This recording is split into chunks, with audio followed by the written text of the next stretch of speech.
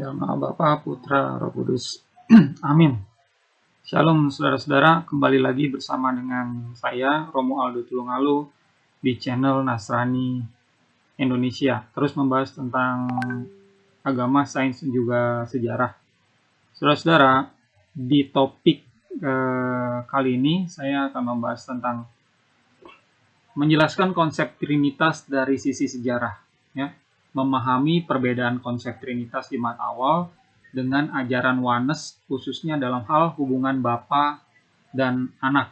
Nah, ini saya mau tekankan pembahasan konsep Trinitas dari sisi sejarahnya, bukan dari sisi tafsiran ayat per ayat.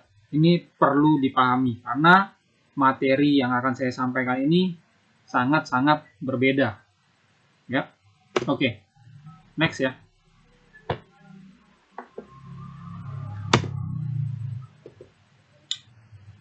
Ini adalah daftar isinya. Yang pertama saya akan membahas titik masalah hubungan Bapa dan Putra. Jadi Oneness itu bicaranya seperti apa hubungan Bapa dan Putra ini. Lalu saudara-saudara di Trinity itu menjelaskannya seperti apa. Nah, dua perbedaan inilah yang saya mau titik beratkan, ya. HBDP, hubungan Bapa dan Putra. Konsep HBDP dalam tradisi jemaat Yahudi Kristen itu bagaimana? Lalu saya jelaskan juga konsep HBDP dalam ajaran Gnostik itu bagaimana? Konsep HBDP dalam budaya Romawi Yunani non-Kristen itu bagaimana? Nah, kenapa saya angkat ini? Kenapa saya angkat Yahudi Kristen? Karena kekristenan itu lahir dari rahim Yahudi. Jadi dari slide ini saudara-saudara nanti akan tahu, oh ternyata ya, ajaran hubungan Bapa dan Putra itu sebenarnya pribadi atau sosok aspek yang terpisah itu ada di jemaat Yahudi Kristen. Nah, berarti ajaran oneness itu munculnya belakangan. Lalu kenapa mesti saya ulas juga sejarah ajaran Gnostik? Karena ajaran Gnostik ini walaupun ya disebut sesat oleh bapak-bapak gereja di abad-abad awal, namun kita mesti pahami kalau jemaat Gnostik ini mengakui diri mereka juga adalah Kristen dan perlu dipahami tidak semua ajarannya itu salah, ya. Jadi kita akan lihat ada ajaran Kristen lain yang mendukung ajaran Trinitas. Lalu yang ketiga, konsep HBDP, ya, hubungan Bapa dan Putra dalam budaya Romawi Yunani. Jadi saya akan jelaskan. Injil ini kan diberitakan dulu ke Yahudi, lalu ke bangsa-bangsa, terutama orang-orang Romawi yang berbudaya Yunani gitu. Jadi pada saat mereka diinjili, ternyata mereka itu sudah mengerti paham ini karena ada konsep yang serupa, yang mirip itu di dalam budaya mereka. Jadi memang Tuhan ini ingin mengajar bangsa-bangsa juga, ingin mengubah peradaban manusia secara luas, bukan hanya suku Israel saja, ya, termasuk Yahudi di dalamnya. Oke, saya akan masuk ke berikutnya. Nah, yang pertama titik masalah hubungan Bapa dan Putra. Ya, kalau saudara lihat di gambar di kiri, ya, itu adalah gambar ajaran Oneness. Kalau ajaran Trinity ini yang di kanan. Saya mulai yang di kiri dulu ya. Bapa, ya, turun ke bumi sehingga Bapa dan Putra itu sama. Ya, itu adalah ajaran Oneness. Jadi sang Bapa adalah sang Putra. Sementara ya, dari rekan-rekan penganut ajaran Trinity, Bapa dan Putra itu berbeda. Gitu. Sama-sama sosok ilahi ya, tapi ini berbeda aspek, berbeda pribadi gitu. Kalau Oneness jadi mengajarkan siapa yang disalib Bapa, siapa yang menderita Bapa, siapa yang mati dan bangkit itu adalah Bapa juga. Sementara di dalam ajaran Trinitas ya, Sang Putra yang disalib, Sang Putra yang menderita, Sang Putra yang mati, Sang Putra yang bangkit, bukan Bapa. Jadi ada perbedaan seperti ini. Ya, jadi saya fokuskan dulu ke hubungan Bapa dan Putra. Ya, sementara hubungannya dengan Roh Kudus ya itu belakangan. Kenapa? Karena di dalam Injil ya, kalau kita perhatikan, sosok Roh Kudus itu baru dijelaskan oleh Yesus setelah dia mau pergi ke sorga, setelah dia bangkit dan dia mau naik ke sorga. Jadi dia jelaskan nih akan datang ya sosok yang lain, sosok Parakletos, sosok penghibur yang akan bertugas bla bla bla bla gitu ya. Nah, jadi ada 3 sosok, tapi saya fokuskan ke penjelasan ini dulu ya, karena ini adalah yang menjadi pain point perbedaan di antara kedua kubu ini, Oneness dan Trinity. Oke. Next. Konsep hubungan Bapa dan Putra dalam tradisi jemaat Yahudi Kristen. Seperti tadi saya jelaskan di awal, kekristenan lahir dari rahim Yahudi. Jadi kalau kita mau lihat ya, sebenarnya ajaran yang lebih dulu ada itu Oneness atau Trinity, kita lihat di dalam ajaran Yahudi Kristen, karena inilah ajaran pertama yang mulai-mula tuh seperti ini gitu. Kekristenan tidak lahir di Roma, tidak lahir di Syria, tidak lahir di Konstantinopel, tidak lahir di Arab, tidak lahir di Indonesia, di Amerika, tapi lahirnya di Yerusalem ya. Nah, jadi mari kita lihat lebih jauh. Ya, ada 2 poin yang saya mau jelaskan di dalam hal ini. Yang poin pertama adalah tentang sakramen perjamuan suci. Raze Deita itu artinya rahasia jemaat. Jadi ada rahasia-rahasia jemaat atau sakramen-sakramen, ritual-ritual penting yang dianggap sangat sakral dan rahasia, gitu ya. Nah, kalau kita perhatikan ya, ajaran Yesus itu pada mulanya itu adalah lisan. Ya. Pada mulanya itu adalah oral Torah atau ajaran lisan, gitu ya. Dari tahun 26 sampai tahun 30 Yesus itu mengajar. Jadi selama kurang lebih 3,5 tahun dia tidak menulis buku. Nah, apa yang lisan ini kemudian dituliskan sebagian oleh para muridnya. Jadilah kitab-kitab PB, gitu ya. Nah, saya bilang tadi sebagian karena tidak semuanya itu dituliskan. Di Injil Yohanes ayat terakhir kan, Yohanes bilang kalau itu dituliskan semua itu sampai kitabnya itu sampai ke langit. Jadi sangat banyak sekali karena Yesus itu kan mengajar siang malam dia ngajar. Kalau dituliskan benar-benar ya habis waktu untuk menulis.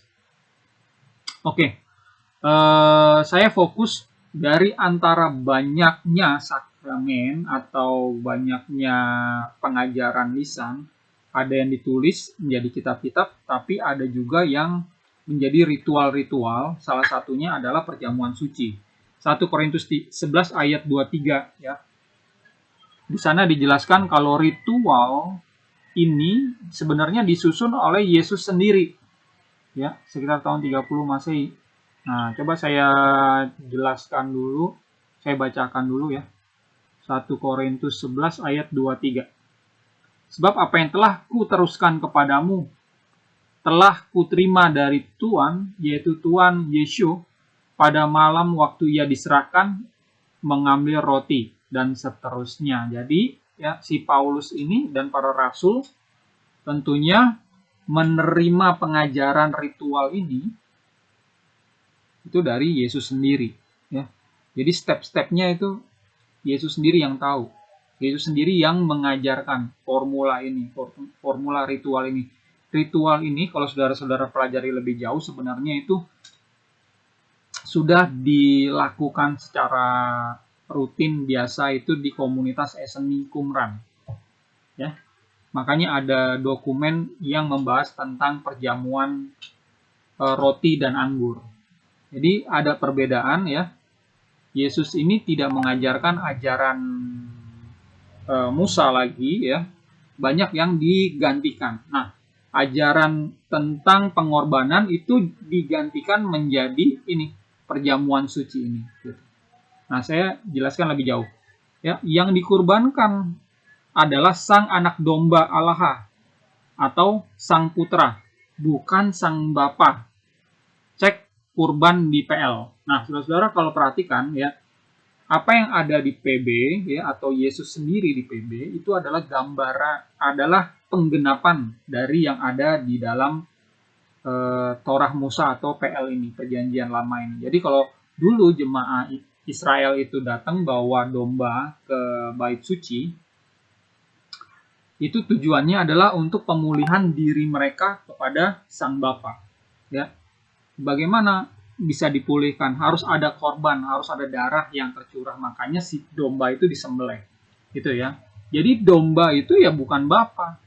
Justru hubungan si manusia mau dipulihkan sama Bapa melalui si korban ini. Gitu. Jadi tidak ada istilahnya di dalam konteks Yahudi, termasuk Yahudi Kristen, Bapa yang dikorbankan itu nggak ada. Ya, domba adalah domba, Bapa adalah Bapa. Jadi ini dua oknum yang terpisah, gitu ya. Begitu juga di dalam ritual perjamuan suci ini, gitu.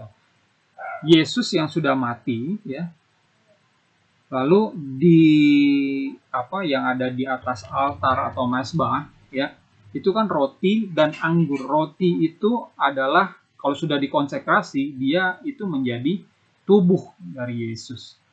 Sementara anggur setelah dikonsentrasi, dia menjadi darah Yesus. Jadi, imam yang melayani adalah imam Melkisedek. Dia yang memberikan tubuh dan darah ini kepada jemaat, supaya jemaat bisa dipulihkan hubungannya dengan Sang Bapa. Gitu ya. Jadi di dalam ajaran perjamuan suci ini tidak ada ajaran Bapa itulah yang dikorbankan, ini adalah tubuh Bapa, ini adalah darah Bapa. Tidak ada sama sekali. Ya. Jadi yang ada adalah ini adalah tubuh Sang Putra, ini adalah darah Sang Putra. Lalu jemaat itu meminum, memakannya, menyatu dengan Sang Putra, ya, sehingga dia bisa dipulihkan. Gitu. Nah, penjelasan yang berikutnya, roti dan anggur adalah tubuh dan darah Sang Putra yang dimakan jemaat. Tadi udah saya jelaskan ya, penyatuan. Ini juga bicara pernikahan anak domba dan dengan gereja. Jadi pada saat jemaat itu mengambil kurbana ini ya, atau roti dan anggur perjanjian ini, kurban ini ya, dia kan makan. Jadi dia menyatu.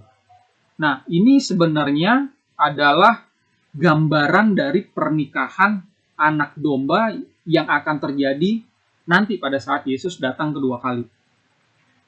Gitu ya. Jadi siapa itu sang anak domba? Itu adalah Yesus.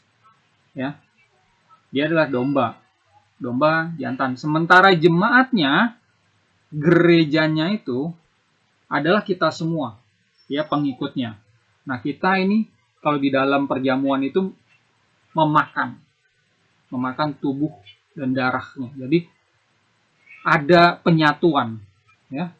Ada penyatuan di situ yang menggambarkan ke depannya itu adalah penyatuan, pernikahan. Saudara-saudara, kalau saudara pelajari bahasa aslinya gereja atau jemaat ya, di dalam bahasa Aramaiknya Yesus itu adalah eta. Ini dia. Ya, raze de eta. Ini ada rahasia-rahasia jemaat. Nah, jemaat ini, eta ini, kalau kita selidiki lebih jauh, bentuknya adalah feminim. Jadi memang pas gitu. Yesus itu putra, pria, jemaat itu wanita. Ya, sehingga ini bisa klop menyatu di dalam pernikahan. Gitu ya. Nah, jadi yang menikah adalah ya nih, Sang Putra sama gereja. Tidak pernah ada ajaran ya Bapa menikah dengan gereja. Nah, itu jadi salah besar kalau disamakan Bapa dengan Sang Putra, berarti Bapa kan yang akan menikah. Nah, ini di dalam konteks budaya Yahudi itu udah salah kaprah gitu, ya.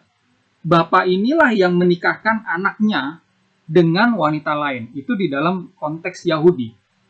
Ya, nggak bisa terpisah, nggak bisa laki-laki ini, ayo, saya suka sama kamu, ayo kita menikah gitu. Nah, itu sekarang. Kalau dulu ya, kita bicara dulu nih di abad 1, ajaran abad 1. Di mana konsep pernikahannya tuh masih berbudaya Yahudi. Jadi yang menikahkan kita itu adalah bapak kita. Gitu. Ya, jadi bapak itu yang meng-ACC, ya. Saya mau menikah sama putrinya ini. Bapak kita tuh mesti setuju dulu. Kalau oke, bapak kita tuh akan datang, ya, bersama dengan anaknya ke rumah orang itu, ya, bicara sama bapaknya si anak perempuan. Begitu tradisi Yahudi pada saat itu, ya. Jadi, ya, perjamuan suci tidak bicara perkawinan si bapak, berbicara perkawinan si anak. Nah, jadi di sini beda, ya. Harus dibedakan. Bapak sama anak itu pasti berbeda. Kalau disamakan, jadinya hancur gitu. Jadi bukan ajaran Yahudi Kristen lagi, bukan ajaran Yahudi lagi, ya. Jadi kalau dipaksakan ajaran bapak sama anak, nah, ya nggak apa-apa kalau memang ada yang meyakini itu, tapi ya perlu dipahami itu adalah ajaran yang belakangan muncul. Lebih jauh saya jelaskan ini, ya, di poin ini, liturgi Mariakop, Saint James Divine Liturgy sebagai bunda liturgi kekristenan. Ya, jemaat Yahudi Kristen awal (JOE) menyusun liturgi Mar Adai Mar Mari. Jadi gini, ya. Kalau kita belajar tentang liturgi peribadatan, yang namanya jemaat awal itu ibadat itu untuk perjamuan suci, ya, bukan untuk dengerin khotbah, ya. Ini perlu garis bawahi. Jadi, ya, yang namanya liturgi perjamuan suci adalah liturgi ibadat itu. Nah, liturgi yang pertama kali disusun, ya, namanya liturgi Mariakop, atau, ya, kalau search di Google namanya Saint James Divine Liturgy. Itu adalah liturgi paling kuno, ya, diyakini ditulis oleh Yakobus si uskup Yerusalem yang berdarah Yahudi. Ya, ada juga yang meyakini ini ditulis oleh Ignatius, ya, penerus dari Petrus. Tapi siapapun yang menulis, ya, ini adalah liturgi awal di dalam kekristenan. Dari liturgi ini muncul liturgi-liturgi yang lain. Jadi kalau jemaat COE, jemaat Asiria yang ada di Mesopotamia, di daerah Lain Jaya, yang pertama-tama juga menginjil orang-orang Yahudi, ya, mereka ini memakai liturgi yang berbeda namanya, yaitu liturgi Mar Adai Mar Mari. Nah, liturgi ini sorry, ini ada suara.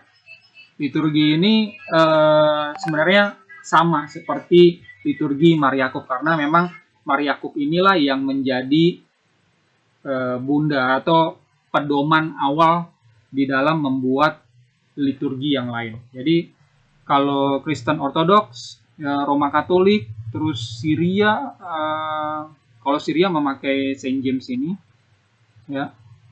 Terus gereja-gereja kuno yang lain itu biasanya memiliki liturgi masing-masing yang berasal dari liturgi ini. Dan di dalam liturgi itu dijelaskan, ya, sekali lagi fokusnya adalah perjamuan suci, fokusnya adalah bagaimana ini meminum darah dan memakan tubuh dari Yesus ini, Sang Putra, bukan Sang Bapa.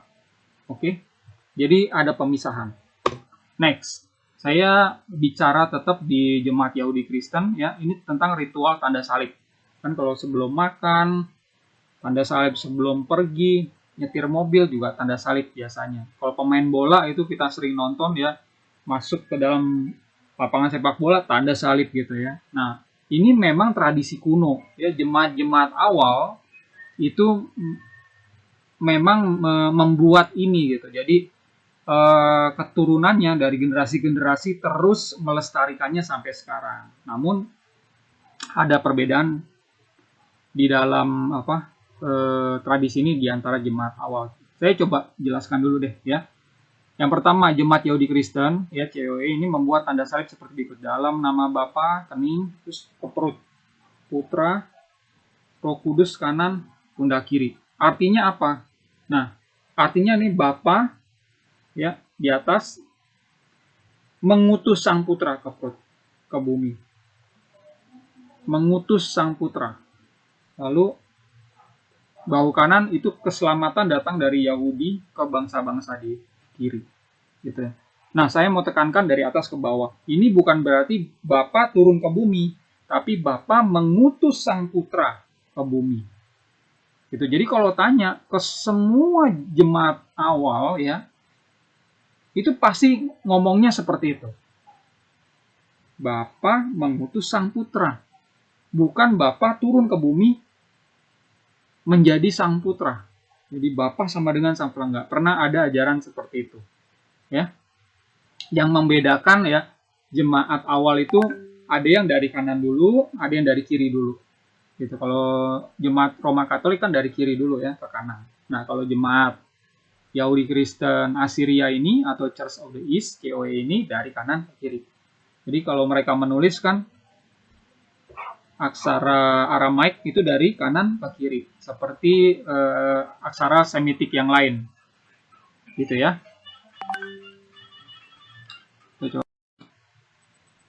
Oke, saya lanjutkan. Next, jadi kita ke ajaran Gnostik sekarang, ya. Seperti tadi sebenarnya ya, kalau kita melihat perjamuan suci aja, tadi itu sudah menjelaskan kalau hubungan Bapa sama Putra itu sebenarnya itu terpisah ya, tidak bisa disamakan, titik. Itu sebenarnya sudah menjadi alasan kuat kalau oneness itu sebenarnya muncul belakangan. Yang muncul lebih dulu adalah ajaran ya ini, Bapa dan Putra itu sama. Bapa dan Putra itu terpisah. Gitu ya. Nah, saya coba berikan data sejarah yang lain ya, karena di abad 1 itu ya, bukan hanya ada gereja aja ya yang berkembang, tapi ajaran-ajaran lain. Nah, dalam hal ini saya coba jelaskan tentang ajaran Gnostik. Nah, perlu saudara-saudara pahami ya, jemaat Gnostik pada mulanya menyebut diri Kristen juga. Jadi jangan heran kalau di dalam kitab-kitab mereka itu ada kitab yang namanya Petrus, terus Paulus, lalu Yohanes ya. Itu juga ada di dalam kitab-kitab mereka. Saya punya buku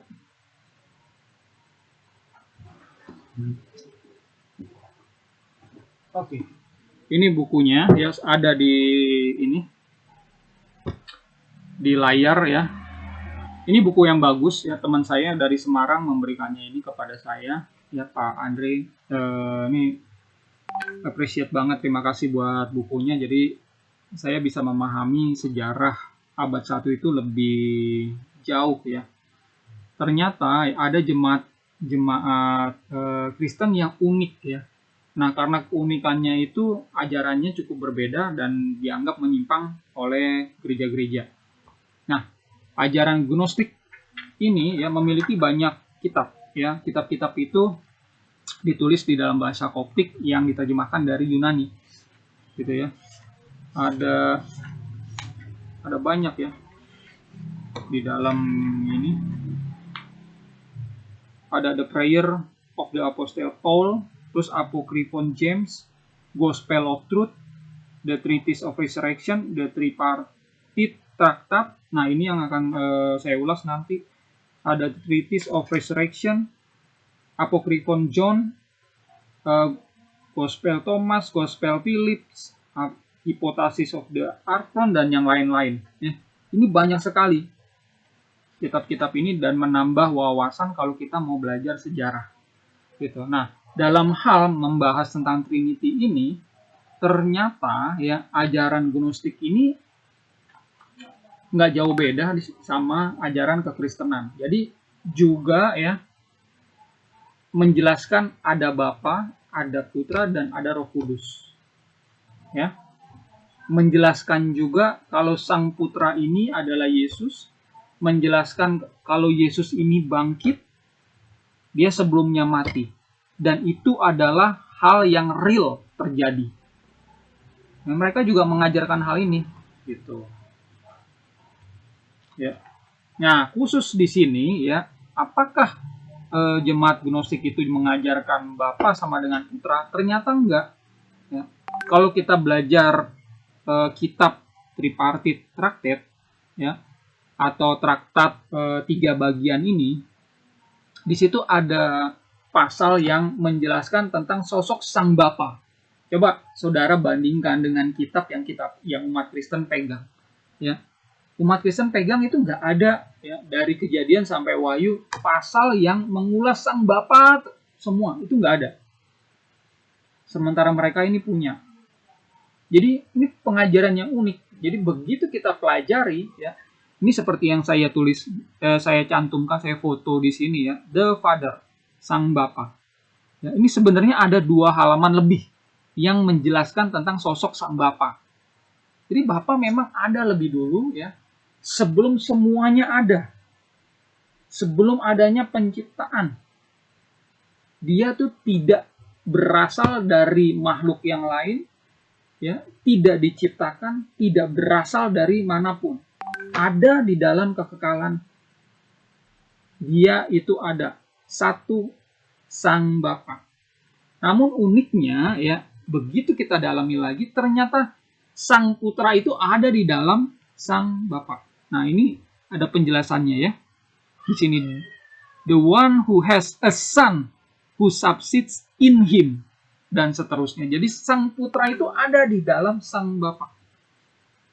Dan akhirnya keluar menjadi Sang Putra, ya, mengajar, lalu mati dan dibangkitkan. Ini pengajarannya kaum Gnostik juga, ya. Kaum Kristen awal juga. Ini termasuk kaum Kristen awal. Nah, saya tidak perlu membahas perbedaannya apa ajaran Gnostik sama ajaran kekristenan sekarang. Nah, itu akan saya bahas mungkin lain waktu di video saya yang lain. Tapi di pengajaran ini, ya, saya mau jelaskan khusus kalau di dalam ajaran Gnostik itu Bapa dan Putra itu berbeda sosok. Gitu, ya. Lalu next. Nah, saya coba lari ke orang-orang Romawi yang berbudaya Yunani. Ya, perlu dipahami, ya, pada saat itu Yahudi itu ada di bawah kendali, ya, atau pemerintahan dari Romawi. Ya, karena Yahudi ini setelah pulang dari Babilonia, ya kan, dikasih kebebasan sama Kores Agung. Nah, itu 65 sebelum Masehi, gitu, ya. Nah, setelah itu mereka perang, terus kalah perang sama Romawi, gitu. Ya, di abad 1 sebelum Masehi kalah perang, sehingga mereka itu ada di dalam kekuasaannya si Romawi ini. Nah, Romawi ini memberikan otoritas pengawasan itu kepada Raja Herodes. Itu, ya. Nah, di dalam budaya orang-orang Romawi Yunani ini ternyata itu mereka sudah biasa mengenal ada sosok Bapa, ada sosok Sang Anak. Dan ini terpisah, gitu. Ini terpisah. Kenapa sih saya kasih tahu ini ke saudara-saudara? Karena nanti yang namanya ajaran Yesus ini kan diberikan kepada bangsa-bangsa, dan bangsa-bangsa yang awal, ya, itu yang mana? Ya ini, gitu. Orang-orang Romawi yang berbudaya Yunani inilah yang akan menjadi istilahnya target market, ya, dari jasa atau produk penginjilan ini, gitu. Jadi memang kalau Tuhan itu mendesain ajarannya supaya mudah dipahami oleh bangsa-bangsa yang lain, gitu. Nah, saya coba kasih contoh, ya. Ini tentang mitologi, ya. Kalau saudara pelajari, ya, namanya Herakles. Ini yang kiri ini Herakles. Ini patung Herakles, anak Zeus. Jadi Zeus disebut Sang Bapa, ya. Lalu dia punya anak banyak. ya, dewa-dewi, tapi ya dia juga menikahi perempuan fana, ya, wanita biasa, wanita manusia, sehingga memiliki putra yang ilahi, ya, yang disebut Herakles, gitu ya. Herakles jadi orang yang gagah perkasa, ya, yang bisa mengalahkan banyak monster, ya. Jadi pahlawan pada masa itu. Nah, jadi di sini dijelaskan sosok si Herakles dan Zeus itu berbeda, gitu. Walaupun si Zeus ini mengirimkan benihnya masuk ke dalam, gitu, kandungan wanita fana. Itu ini mitologi, ya. Lalu ada Hercules, anak Jupiter. Kalau kata Hercules itu sudah sering, ya, kita dengar karena ada banyak film-film yang mengangkat sosok ini. Sebenarnya ini diambil dari si kisah Herakles anak Zeus. Jadi kalau Hercules itu anak Jupiter, gitu ya. Sebenarnya sama aja ini kisahnya. Jadi Bapa bukanlah anak, berbeda sosok seperti Bapa dan Putra dalam ajaran Yesus. Anak yang berkontak dengan manusia lain. Peradaban manusia lazim memiliki mitologi seperti ini. Gitu. Jadi jangan heran dan jangan berkecil hati kalau banyak orang berpikir ajaran Trinitas itu seperti ajaran pagan, gitu. Karena memang maunya Tuhan seperti itu, gitu. Maunya Tuhan itu mirip supaya gampang diadopsi oleh bangsa-bangsa yang lain. Ya kan? Tujuannya apa sih Tuhan turun? Untuk mengubah peradaban ini yang suka perang segala macam jadi peradaban yang mengajarkan kasih, gitu. Nah, supaya gampang diadopsi, ya, Tuhan kok memilih mengajarkan ya ini mirip ajaran pagan. Ada Bapa, ada Putra, ada Roh Kudus. Dan sosoknya ini berbeda, ya. Jadi seperti politeis, ya, seperti politeis, seperti mirip, ya, bukan sama. Itu yang kedua, ya. Ada kaisar-kaisar yang mengklaim sebagai anak dewa. Nah, yang pertama adalah Kaisar Julius. Ini adalah gambar keping uang dinar, ya. Mukanya Julius, yang baliknya adalah Dewi Venus, ya. Kaisar Gaius Julius. 12 Juli 100 sebelum Masehi sampai 15 Maret 44 sebelum Masehi, ya. Gambar sebuah dinar dengan gambar Kaisar Julius dan dibaliknya Dewi Venus. Dia klaim sebagai anak Dewi Venus. Jadi ini sudah wajar, bahkan bukan hanya mitologi, bahkan orang-orang beneran kaisar itu juga kepingin menyebut dirinya, klaim dirinya adalah putra dewa. Kalau dalam hal ini putra Dewi Venus. Sehingga apa? Sehingga bisa disembah oleh manusia yang lain. Ini yang beda, ya. Kalau Yesus tidak meminta orang-orang itu untuk menyembahnya. Jadi jangan heran kalau Yesus itu memang nggak meminta, kamu sembah aku. Padahal dia adalah Tuhan yang menjadi manusia. Ya, ini beda.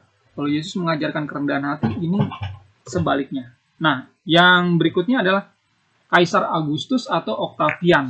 Ini adalah gambar, ya, Kaisar Augustus, ya, uang dinar juga. Terus dia itu hidup dari 64 sebelum Masehi sampai 14 Masehi. Nah, dia memperkenalkan, klaim dirinya kalau dia adalah Divi Filius, anak dewa, gitu ya. Jadi ini adalah kuil yang dia buat, ya, kuil Augustus dan istrinya Livia di Vienna, Italia. Ya, ada banyak jemaat dari Romawi, Yunani, karena memang mereka memiliki ajaran yang mirip. Nah, ini aja yang bisa saya sampaikan. Nah, ini adalah slide terakhir saya sebagai kesimpulan. Ya, yang pertama, ajaran Bapa Sang Putra itu berbeda aspek atau pribadi, itu ada terlebih dahulu daripada ajaran Bapa Putra itu satu pribadi, gitu ya. Ajaran Trinity itu sebenarnya sudah ada lebih dulu daripada Oneness, ya. Lalu yang kedua, ajaran Bapa Putra itu berbeda pribadi, berkembang menjadi Trinitas. dan menyatukan aspek pribadi Roh Kudus. Jadi yang pertama-tama sebenarnya yang dipahami oleh jemaat ya, itu adanya Bapa, adanya Putra. Gitu ya. Sama-sama ilahi, gitu ya.